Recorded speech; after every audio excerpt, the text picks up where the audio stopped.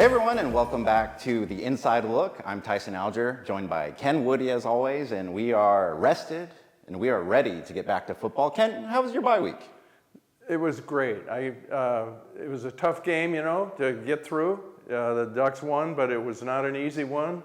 It took a couple days to get back to it, and we better be ready this Saturday, I'll tell you. You know, one of the discussions going into the Penn State game was, Penn State's coming off of a bye. This schedule doesn't work out well for Oregon. In retrospect, it looks like it played out pretty well because while the Ducks were able to rest coming off of that win, coming back from Penn State, still undefeated, Penn State had to go right back in and play UCLA on the road, and that didn't go the Nittany Lions' way. And so I'm curious, Ken, was Penn State's performance against UCLA at all an indictment on Penn State, or is that just a scheduled loss where you're coming off of a double overtime game against a very tough Oregon team and then you have to do it all again? Well, I think it's an indictment. After the game, a lot of people said maybe we overestimated Penn State. Penn State's a good football team, but I saw some weaknesses against UCLA that didn't show up quite so much against the Ducks. And so that's all old news. You've got a team that's more dynamic offensively than Penn State in Indiana, and the Ducks they're going to have to play their best football game of the year to win this one. So after a week off, the Ducks return to Autzen Stadium. College game day will be in town, and another top 10 football team will be in town in Indiana. They are undefeated. They are one of the kind of the upstarts of the Big Ten. They started to establish themselves as an up-and-comer last year, making the playoff. They reshuffled a little bit this season in terms of their roster, but they are right back with a dynamic offense led by an incredibly dynamic quarterback who are going to spread you out quite a bit. What's kind of the key for the Ducks in being able to stop a dynamic quarterback and an RPO offense like the one that Indiana has? Well, that quarterback, Fernando Mendoza, was at Cal last year, and he was sacked 50 times.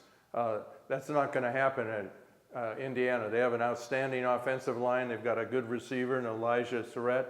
And it's kind of interesting. Last season, they scored 537 points, more than the 22 and 2021 seasons combined. So they can put the scores up there, and you better be ready to play some disciplined, good defense. Coming off of the Penn State game, we talked about the play of like a Tatum Tuioti or Mateo Uiagalelei, but it was also the secondary that came up big with Dylan Thieneman having the game-clinching interception. This is going to be another major test for Oregon's secondary. We've kind of gone through it a little bit. When Oklahoma State came to town, that ended up not being quite the battle that maybe we thought it would be for the secondary. But this is the test of the season. It's the best passing offense they'll face. How are you feeling about them coming into this? Well, I'm a little shaky. In the Penn State game, the Ducks gave up 2 touchdowns based on mix-ups in the secondary. In a couple situations, there was a freshman corner and a redshirt safety. And then Thieneman, the best safety they have, was beaten deep for a touchdown. That shouldn't happen. He saw right in front of him the whole way, and he still gave up the touchdown. But he did make the great interception, and that's the way it goes. You're in against a good team. There's going to be some shots that you take, and you got to be ready when you get the next shot coming. So it's going to be it could be an aerial circus. I watched them against Illinois. They ran up 63 on Illinois, which was picked as a possible outside contender for a playoff position. So brace up, folks.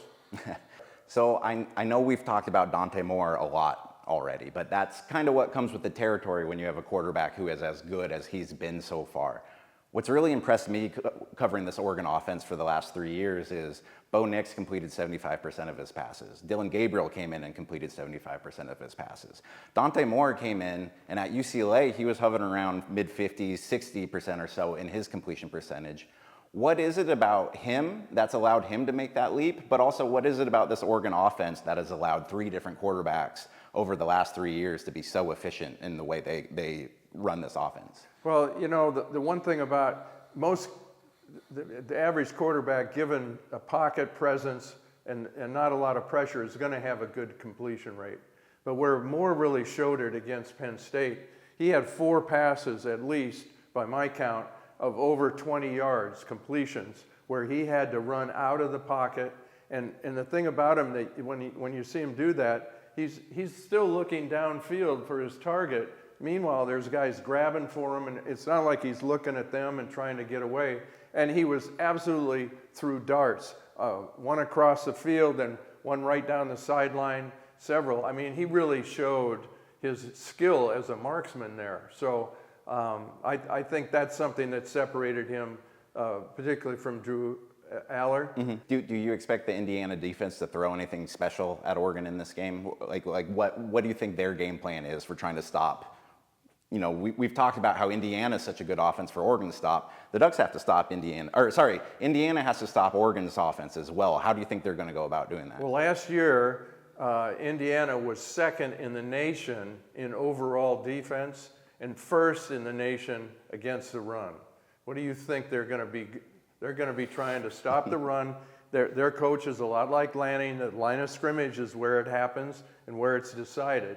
And I think it'll be interesting to see how they do, because they've gone up against the big boys and have done very well.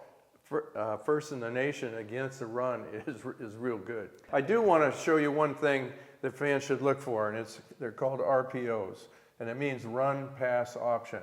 And it's going to be, Indiana's really good at this, but what they do is they're going to have a running back here. The quarterback will be under center, and he's going to set like this, and he's going to put the ball in the breadbasket, but he's going to be looking at these guys. And should they come up to maintain their number one in the country run defense, they're going to throw a little pass here, maybe a quick post. And it happens so quick that it's hard to imagine. If they hang back, kind of trying to see what's going on, he'll give them the ball, and then they've got a real good offensive line, and they will run the ball. So that's a real difficult offense to defend. So Indiana's got to fly to Eugene this week. We're both going to be there on Saturday, 12:30 kick. Remember, you can find all of our coverage at lookouteugene-springfield.com. And for Ken, I'm Tyson, and we'll be back next week.